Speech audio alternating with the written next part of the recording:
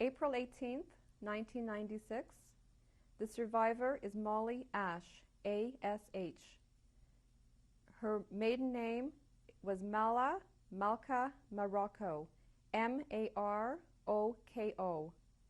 The interviewer is Fran Starr, S-T-A-R-R. We are in the city of Toronto, Canada, and the interview will be conducted in English. Today is April the 18th, 1996. My name is Fran Starr. I will be interviewing Molly Ash, maiden name Malka Marocco. We are in the city of Toronto, Canada, and I will be conducting the interview in English.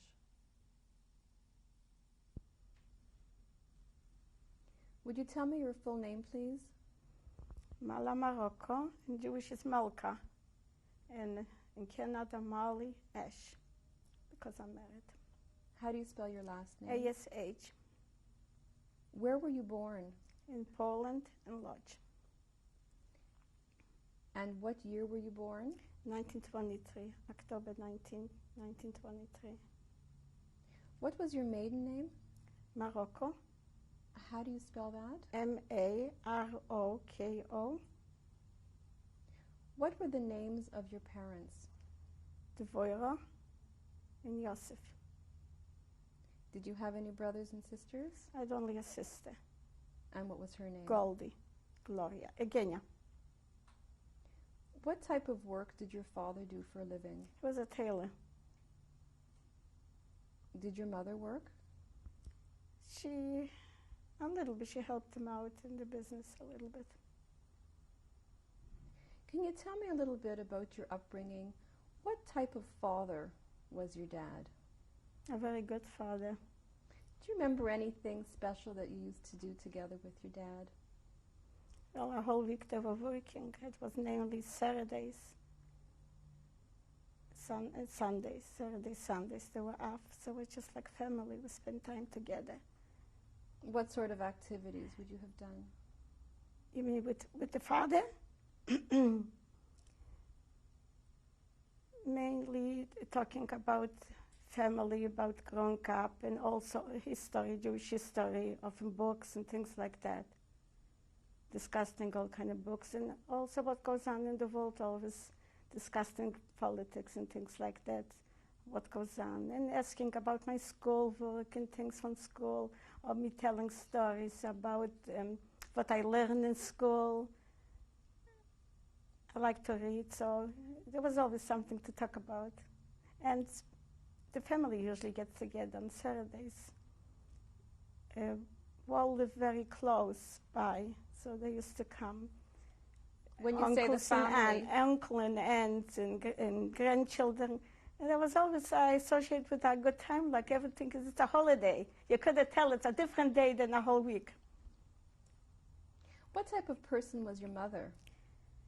A very nice lady, a very happy lady who likes always happy. Did she have any hobbies or interests that you remember? I remember that she liked to sing, and she has a lovely voice, and that's how we spend our times, or reading papers and things like that on Saturdays. Was your family religious? Yes. Our grandparents lived with us, and they were very religious. What were your grandparents' names? It's Mordechai Zilberstein and Masha Zilberstein.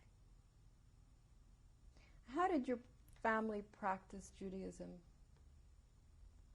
Did you go to synagogue?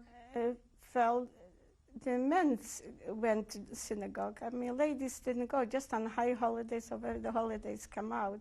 But I don't recall going to synagogues like every Saturday. I don't remember going every Saturday. Was your sister younger or older than you? My sister was about 3 years younger than I am. Were you close with her? Very much so. What type of activities would you have done with your sister? Well, we played typical, like two children play. We have skipping ropes and balls and stones. We played with little stones, like picking up with one hand. I don't know if you know. that you pick up with the fingers and you throw in there and you try to pick up. And we play hiding or seek. There's so many things we could do, but simple things. I wouldn't say that we have as much toys as our children have today. No, we don't. We played house in our own way. Simple. We didn't know any better because everybody was more or less in the same situation as we were. When you think back to the Jewish holidays, did your family celebrate the holidays? Just when I came, even Friday, a simple Friday at night, our men used to go from house to house. We live in an apartment. It was a lot of people living. It wasn't a single house. And he used to call, it's time to put the candles on. And you could see a change in the air, in the atmosphere. The men are going already to daven on. There was, you can see it's a holiday coming up. And it felt such a, I like to look out from the window, see everybody rushing. I was a child. Look out and everybody rushing, praying for the Shabbat, for the meal, the family to be together. It's the family count, the neighbors. It was a different atmosphere, very neighborly oriented. Who would have been at your dinner table for Shabbat? Saturday night, the grandparents, they live with us. And our family, my mother and father and my sister. But for holidays, usually somebody comes in the end. If it would be high holidays or something like that. We didn't have where to put them up to sleep. Wasn't easy. Do you remember how the table was set or the kind of food you ate for Shabbat? Traditional food, very much traditional. I remember Friday night, it's traditional with noodles, chickens, or fish, things like that. But Saturday, we had chult. I don't know if you know what it is. We had to go to the Friday in the evening to put in the oven, and I was carrying it. It was heavy with 2 towels. I was carrying like that. I used to go there. And we put it there overnight in the oven, and the following day we brought home, and that's what we ate. Because we did not have electricity. We had coal, and you have to, you're not allowed to cook on Saturday. You mentioned that your grandparents lived with you. Mm-hmm. What type of relationship did you have with them? Very much. I felt towards my grandparents just like my parents, even more so. Can you tell me a little bit about your grandfather? Oh, I was very close with my grandfather and grandmother. But the grandfather especially, I think, because I was the oldest grandchild, and he was very proud of me. So when I went to the Jewish school, coming home, and showing him that I can read and all that. So he was always very proud. Or we discussed stories that we here in the Jewish school. It was a great love between us. Was he a religious man? Very, yeah, he wore a beard, yeah. He was religious. What did you enjoy religious. most doing with your grandfather? Just to listen to him. He was telling stories that I always opened my eyes and ears. To listen just to him will give me a lot of pleasure. Were you going to public school? Yes, but there was namely Jewish children there, and even the teachers were Jewish. Only the gym teacher was a Polish lady. The neighborhood in which you lived, was it primarily Jewish? Yes, yes. Did you have any Gentile neighbors Just at all? Just the superintendent was Gentile. What was the relationship with the gym teacher or the superintendent? Very good. There was no problem. The children that you associated with in school then, they were all Jewish children? Yes, yes. Did you have any Gentile friends at all? No. During your growing up years, was there any signs of anti-Semitism that you were aware of? Not in really, Lodge? because I was not in touch with any Gentiles. I don't know about my parents, how they felt, but I didn't. The only thing I do recall going when we moved to another school, and was a school with Gentile people living there. When we left school, the children were throwing stones at us, not stones or snow, whatever they had there. And I was thinking, this is just children, boys, like, how boys are. So I didn't didn't think nothing of it. When did you change schools? The school has, I think there's more children attend to school to that neighborhood, so they moved to a different neighborhood. I don't know the reason, but we had to go to our school, which was further up north. How old were you at this time? 12. How did the new children accept the other students? They were namely Jewish children, still Jewish children. And boys were separate. Girls and boys didn't attend the same school. So it was namely girls.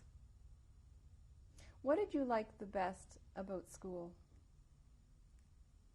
It's history. History, I like very much history. I like the history very much. And it's a lot to learn. Were you involved in any after-school activity, in any sports or music? No, music, no. Sports, playing ball, things like that, yeah. Ball, we used to go to another school, so it was very little time. Then was homework, very little time to do all kind of things like that. What were your dreams growing up as a child? You wouldn't believe it. The dreams was one day to see my aunts, great aunts who lived in the States, and one in Israel, the two in Israel actually, just to be able to see them. And I did accomplish that years later. As a young child growing up in Lodz, did you see yourself as anything in particular when you grew up? No, didn't think of it. So would you describe your growing up years as relatively happy years? Yes, yes. I have nothing about the future or worry about anything, no. I know I'm good hands. My parents are worrying for me. How did Hitler's rise to power affect your life? Oh, changed completely. I guess we didn't understand. We heard about the news, what goes on there in Germany, a change with all that, but we didn't think it will affect us because we are different countries, so we didn't think nothing of it. But it changed during the years when he came and invaded Poland. Do you remember the day the Germans came into Poland? Yes, it was September, early September, 3rd, I think. If that's probably the 3rd, I think it was. Early September, I know my sister was getting ready to go start school soon. And they marched in very orderly, and it was something new for a child to see, the coming in with all that. But the horror comes later, when they come to the houses and day and night, especially in the neighborhood where we lived, in a Jewish neighborhood. They used to come and harass us day and night. That was started very bad. What was the first sign of anti-Jewish sentiment or actions? You're referring to the Germans? Well, they used to barge into your house day and night, took my father out, took things, the house apart, looking for things and taking out things and taking away things, and beating us up at the same time. And they came in with such a, how should I say, they came in with such a force that you already tremble. Just to see them, you trembled. When they came into your home, what did you do? We were standing and they were searching the house, taking my father out for working, which actually he wasn't working, it just beating him up. And he came back, and then they came back at night and took again out, especially living in a very Jewish neighborhood was tough. And we already, by September, already had hunger. Couldn't get bread because they cleaned out all the baker shops. They took the flour out from the stores, the grocery, they cleaned up the Jewish. There was no food. I recall being so hungry that I hold my stomach for pain of being hungry, being a teenager. Growing here, I was hungry many times. If there was no food, where were you getting your food? How were you surviving? It was September. By that time, we got some potatoes for the winter stored away. We got also some coal, stored away for the winter because you have to protect. We didn't have oil or gas or things in the house, no. It was very primitive lifestyle. And it was bad, we couldn't get, so we were trying our best to go to a different city, a smaller place, which it was a little bit nicer. So we left after a few months. We went to Belchatov, to a smaller place, which was easier to obtain food. The whole family went? Except the grandparents, they didn't want to leave the house. Did things improve for you? You mean? When you went to this other town? Well, there were Germans there too, and were also taken for work, but not the way it was in Lodz. Somehow in a quieter place. It doesn't mean they didn't have the share. They have the share maybe a little bit later when we left. We all got the taste of the Germans, no matter where you lived, no matter where you were hiding. It wasn't a safe place nowhere. So how long did you stay at When I went to Poland, when I stayed in Lodz, when I stayed in the line, and I went one day in a gentle neighborhood. I am very fair, blonde, nice, looking kind of Christian, and I could pass very easily. But the Germans were staying, as the line was getting closer to get the bread after staying a whole night, the Poles came over and said they do have doubts if I'm not Jewish. They want me to speak. And I got frightened. It was such an experience. I never came across something like that. And I ran away because I was afraid they might beat me up. And that was enough for me. I didn't do it anymore. So we went to Berchotov, you ask me. Yes, it was much easier to obtain food. It's a smaller place. And somehow it was an improvement. How were things an improvement? We could get bread. We could get meat, which we didn't have there. And my father was, they were less calling on people to beat them up or for work, so it was a little bit easier. Did you have family in Belchatov? No, we went with a neighbor, and she had a daughter there. And you stayed with the daughter? No, we stayed in a place where he was dyeing wool, and this was his factory. So with the barracks there, it was very cold, and that's where we stayed. Everybody together, the other family too. We slept on barracks where the wool was stored away. That's where we slept. And we cooked together, and we lived there together. It was cold, I remember. But it was a bitterly winter that particular year. It was so cold. How did your family support itself? Where did you get money to buy food? We sold things that we had. We sold things that we had in order to get money and to buy. So you preferred it in Belchatov to Lodz? Yes. And how long were you there for? Until my father left earlier. He said he wants to go back, and whatever is going to happen with the Jewish population in Lodz, he doesn't care. He wants to be part. He doesn't like the small place. So, and then we went back, all of us, before the ghetto closed. By that time, my grandfather was not alive anymore. What happened to your grandfather? He passed away, I think, of a broken heart. I don't know how much trouble he had there. I wasn't with him. My grandmother was alone, so we all went back, and the ghetto closed. Couldn't go get anymore. We had to be stuck there. Was your home part of where the ghetto was? No, no. We had to take as little as we could. So you went back to your home, and you were told?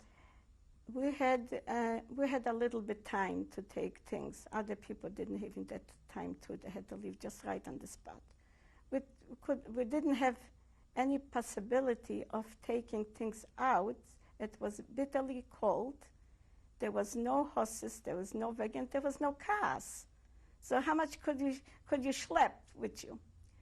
The most blankets and the pillows, that was the clothes, that was the most necessary thing. Food, there was no food to take with.